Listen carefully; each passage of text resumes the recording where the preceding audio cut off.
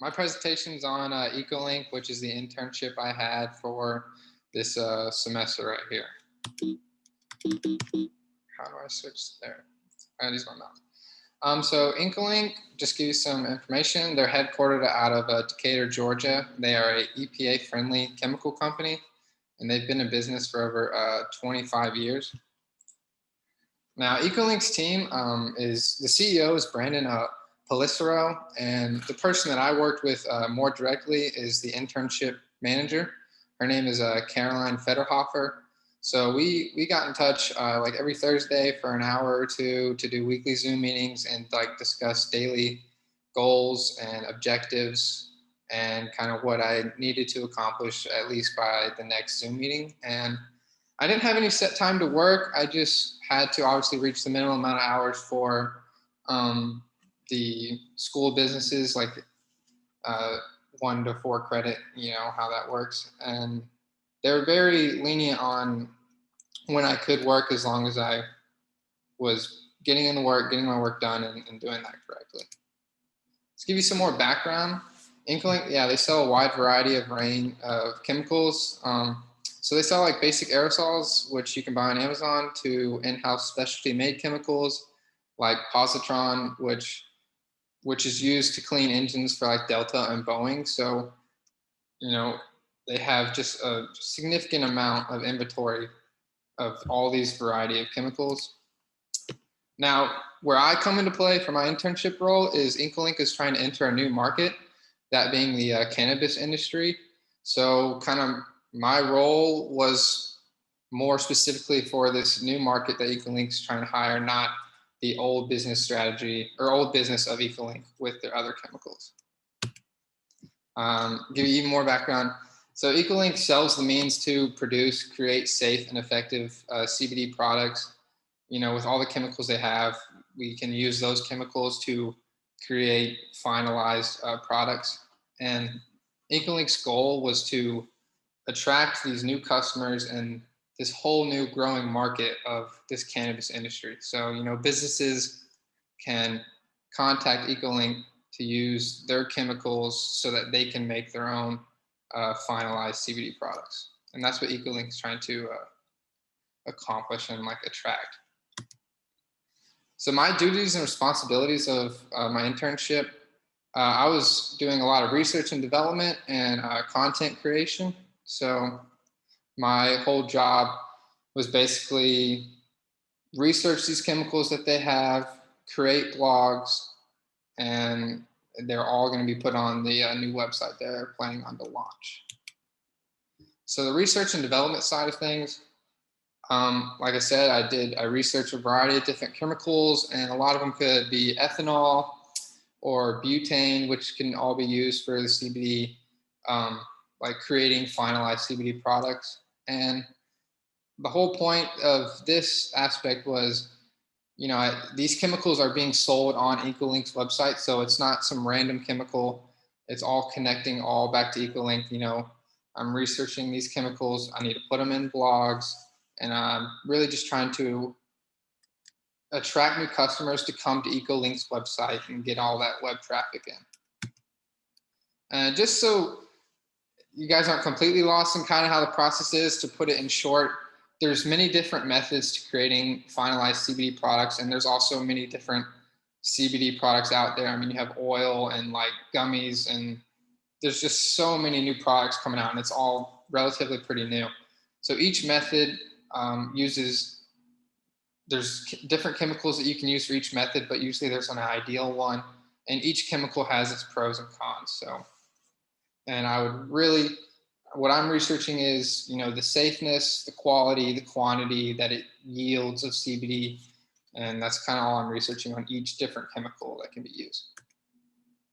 The content creation part of it, like I said, I took my research and I would write blogs, and that would be posted on the new website. And the whole point of the blogs would be as informative as possible, but short and sweet as possible. They want to be easy to read. You don't want to have it super sciencey, but you still want to get your point across. And so this is a photo taken out of one of my blogs, and it's a graph, and I thought this conveyed an excellent, example of how to turn something too scientific to super easy to read. So it's just a little pros and cons chart, shows you what's good, what's bad, and I think that's kind of what grabs the reader's attention right there and makes something hard to read easy. Oh. Another part of content creation. So my blogs, like I said, I didn't want them to be super scientifically. I want the readers to read the blog and then come to Ecolink's new website and buy chemicals from Ecolink. That was the whole purpose of these blogs. So I'm constantly referencing Ecolink. And here's another photo that I use. It's just like a little bit of a pitch that I always put at the end of an article to attract new customers or new readers. This value of an internship, I thought it was extremely valuable. I learned so much in such a short little time of just how a real functioning business works. And then even more so with Ecolink trying to start their own next business. And it was just a lot to learn. And there's just so much that goes into like what Ecolink was doing to just become even more profitable. So some of the biggest things I learned from Ecolink is to always improve and expand. They never settled. Like they already had a very successful and kind of profitable chemical company that they were using to sell to other businesses and governments. But they saw the next opportunity, and that was the fast growing, vast cannabis industry. And they thought that they could kind of attract to that. Connections to major. I'm an economics major, so this relies heavily on microeconomics. And more specifically, I kind of got into this internship because of the intermediate microeconomics course. Some more connections. So Ecolink, they're trying to gain, a new market. They're going into a new market. They're trying to gain market share and, capitalize on this new market so that they can expand their business and get more profits.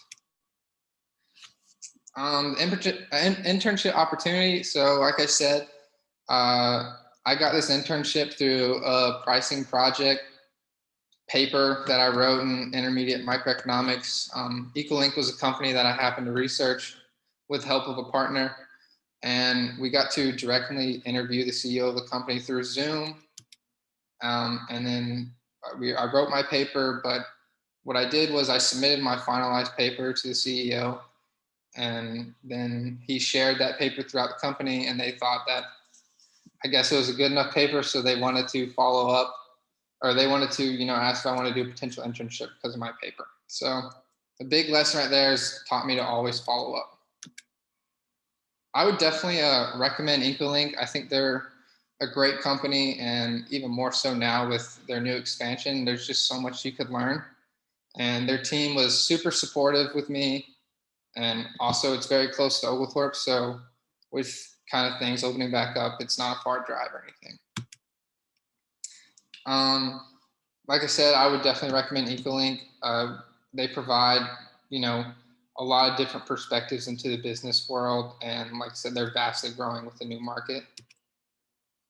To further that, they're not just a typical everyday business that I see. Obviously businesses are a lot more than meets the eye than what I originally thought. And Ecolink's definitely they have different pricing strategies based on their different chemicals, and that's also furthermore with this new market that they're entering in. So my biggest advice, always follow up. That's kind of how I got this internship, was following up through submitting my paper. And don't slack off, don't procrastinate, which is pretty hard to do, but an internship's a job, so there's not really room to put it off. And because you always want to make a good and first impression, but also keep that impression. You don't want to just slack off because you made a good first impression. And then be a sponge, learn as much as you can. And that concludes the end of my presentation, guys. Thank you.